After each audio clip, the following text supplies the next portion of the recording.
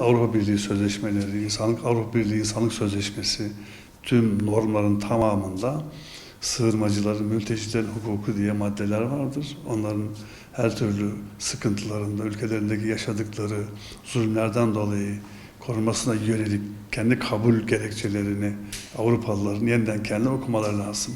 Yaptıklarıyla yazdıkları kendi metinlerindeki hiç bağdaşmamaktadır. Kesinlikle Avrupa bu konuda fevkalade ikiyüzlü ve insanlık dışı davranmaktadır. Ki bunu da en çok Yunanistan yapmaktadır. Yunanistan kesinlikle özellikle kendine gelen sığınmacılığa yönelik o itme, yani yine Avrupa hukukunun kabul ettiği itmeyi vahşice insanları denize dökerek ve her türlü gayri insani muameleler yaparak yapmaktadır. Maalesef yani sonuçta garibin sahibi yok. Avrupa bu kadar büyük zenginliği Orta Doğu sayesinde, Afrika sayesinde elde etti. Onları sömürerek, onları çalıştırarak bu zenginliğe ulaştı ve hala yine onları çalıştırarak bu zenginliğin üzerinde sefa sürüyor ve maalesef oradaki karışıklıkların ve kavgaların sebebi de kendisi. Silah sanayisini ayakta tutmak için işte Ruanda'dan Suriye'ye kadar oradaki bütün kavgaları kendisi destekliyor, kendisi besliyor.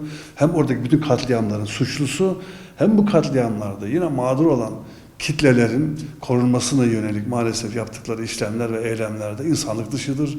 İnsan haklarına, Birleşmiş Milletler Mülteciler Sözleşmesi'ne, Avrupa Birliği'nin Avrupa İnsan Hakları Sözleşmesi'nin temel normlarına kesinlikle aykırıdır. Tabii bunu kabul etmek mümkün değildi. Yunanistan'ın uygulamalarına gelince ise Yunanistan zaten hem uygulamaları, itme noktasındaki uygulamaları hem de en son işte televizyonlara yansıyan bu hapishane benzeri kampları, kamp adı altında hapishane yapmış olması tamamen bir vahşi maalesef izolasyon sistemidir. Bunu kabul etmek mümkün değildir. Bu Avrupa'nın yüz karasıdır. Tüm uygulamaları, yaptıkları, yaşanan bugünkü bütün yeryüzündeki zulümler hem onların sebep olduğu bir zulümler yüzünden olmaktadır. Hem sonuçları itibariyle de maalesef mağdur insanların daha da mağdur olmasına yönelik yaptıkları uygulamalarda ortadadır. Yüz karasıdır, suçtur, insan suçtur ve ayıptır. Tabii Türkiye bu topraklar gerçekten dünyanın en kıymetli, en önemli, en hareketli topraklarıdır.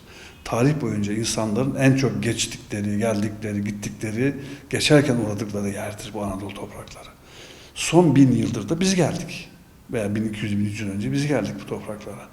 Bu topraklardaki var olan yaşayanların hepsi de sonunda bir yerden buralara geldik. Avrupalılar da öyle bir yerden Avrupa'ya geldiler. Herkes geçmişine baktığı zaman sonunda bütün toplumlar göçmendir. Biraz daha arkasına baktığı zaman. Kimisi 500 yıl önce, kimisi 1000 yıl önce oraya gitmiştir. Gittiği zaman orada bir sürü haksızlıklar ve yanlışlıklar da yapmışlardır yani.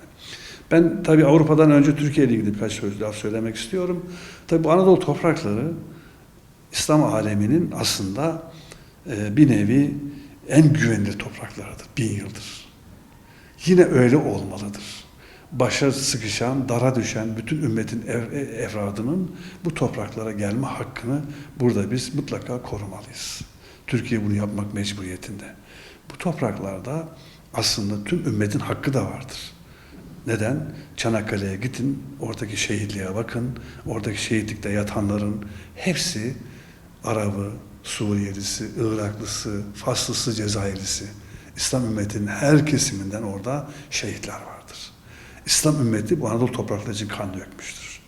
Kurtuluş Savaşı'mızda da yine tüm ümmetin ekseri şekilde desteği vardır.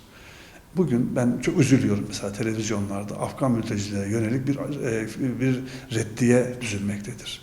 Bakınız Afganistan, Semerkant'tır, Buhara'dır.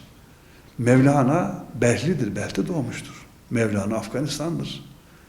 Biz Türkler, özellikle bunu bizim Türk soyundan gelen insanlarımızın, siyasetçilerin yapıyor oluşu da fevkalade bana göre ayıp bir şeydir. Çünkü neden? Bizim kökümüz Afganistan'dır. Bu İslam kimliğini biz Afganistan'da, Buhara, Semerkant'ta kazandık. O Afganlar gelinlerinin, kızlarının kollarındaki bileziklerini sattılar, Kurtuluş Savaşı'na gönderdiler. Hindistan'dan geldi denilen paraların büyük çoğunluğu Afganistan ve Pakistan coğrafyasından geldi. Dolayısıyla Afganistan'dan gelen mağdur olmuş insanlara sahip çıkmak mecburiyeti. Muhalefeti kınıyorum, göçmen karşıtı söylemleri kınıyorum. özellikle AK Parti'nin, Sayın Cumhurbaşkanı'nın göçmenleri koruyan, onları kabul eden tutumunu fevkalade destekliyorum. Son zamanlarda kamuoyundaki bu göçmen karşıtı oluşan dalgadan kısmen etkilendiler.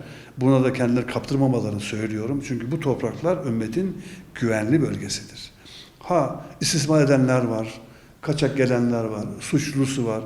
Her toplum %10'u, %5'i illaki bir şekilde bir sıkıntılı insan olabilir. Orada %3-5'lik insanlar açısından bütün mağdur kütleyi can, mal, ırz, namus tehdidi altından dolayı gelmiş insanları kesinlikle reddedemeyiz. Buraya geldikleri zaman da onlar insan gibi yaşatmak mecburiyetindeyiz. Mülteci ve sığınmacıların tüm sözleşmelerdeki en temel hukuki formu onlar insandır. İnsanca yaşama hakları vardır. Her türlü yeme, içme, barınma insanca. Evlenme, çoluk çocuk sahibi olma hakları hem Birleşmiş Milletler Mülteciler Sözleşmesi'nde hem Avrupa Sözleşmelerinde hem de Türkiye'nin düzenlediği mülteci yönetmeliğinde de mevcuttur. Ancak bu yazılı olması bunu yetmiyor bazen. Uygulamalar maalesef burada fevkalade zamanda yanlış oluyor. Ben tekrar uyanıyorum. Muhalefetin özellikle bizim milliyetçi tarafı, milliyetçi kesimindeki arkadaşlarımıza sesleniyorum. Afganistan Türkiye'dir. Belk Konya'dır. Semerkant Buhara Erzurum'dur, Kayseri'dir. Biz kardeşiz.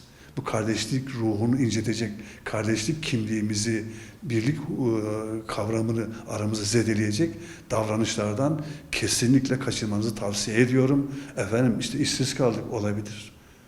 Biz her halükarda buradaki zorluklara baş edebiliriz. Sonunda can emniyetimiz var, mal emniyetimiz var, ırz namus emniyetimiz var. Buraya canından, malından, ırzından, namusundan endişe ettiği için gelen insana sen nasıl gelme diyebilirsin? Sen bunu nereye göndereceksin? Ben muhalefete soruyorum. Tekrar katillerin eline mi göndereceksin? Zalimlerin eline mi göndereceksin? Efendim oralar suhulete ulaştı. Ulaşsın zaten kendisi gider. Sen misafirperverliğini, âlicanablığını, asilliğini bir göster. Ben muhalefetin gerçekten söylüyorum. Özellikle bu milliyetçi söylemlerin temelindeki, arkasındaki bu mülteci karşıtı söylemi kınıyorum. Fevkalade ayıplıyorum. Bunlar fevkalade yanlış şeylerdir. Ki biz Avrupa gibi olamayız ki. Avrupa diyor ki bu göçmeni ben besleyemem. Tamam, Avrupa'da böyle düşünür. Yani Avrupa materyalisttir. Maddecidir. Ben vergi veriyorum. O niye yiyor? Avrupalı böyle düşünür. Bu korkudan dolayı Türkiye'ye verecekleri yardım yapamadılar. Avrupa'nın sözleşmeleri, yazılı hukuku onlar için geçerlidir. Diğer bize gösterilen o şirin kısmı ise tamamen bizi kandırmak içindir. Efendim burada yazdık işte insan hakları, bak en güzel metinleri biz yazdık. Biz metinlerinizi sizin hiç kıymete almıyoruz ey Avrupa. Sizin yazdığınız Avrupa İnsan Hakları Sözleşmeleriniz, Adalet Divanı kararlarınız ve hukukunuz yani yere bassın diyeceğiz. Bunların yazılı olan kısmı hiçbir anlamı yok. Uygulamalarınıza bakıyoruz. Uygulamalarınızda şu var. Geçmişiniz kan, zulüm ve sömürü.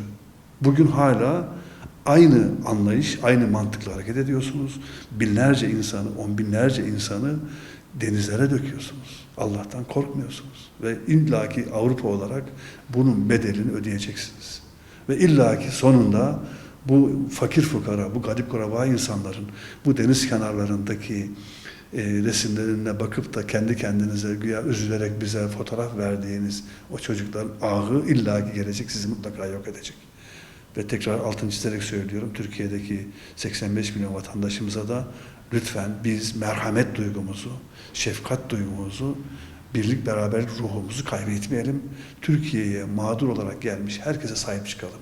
3-5 tane yanlış yapan mülteci üzerinden 5 milyona yakın insanı, mağdur edecek söylemlerde, kararlarda mutlaka kesinlikle olmayalım.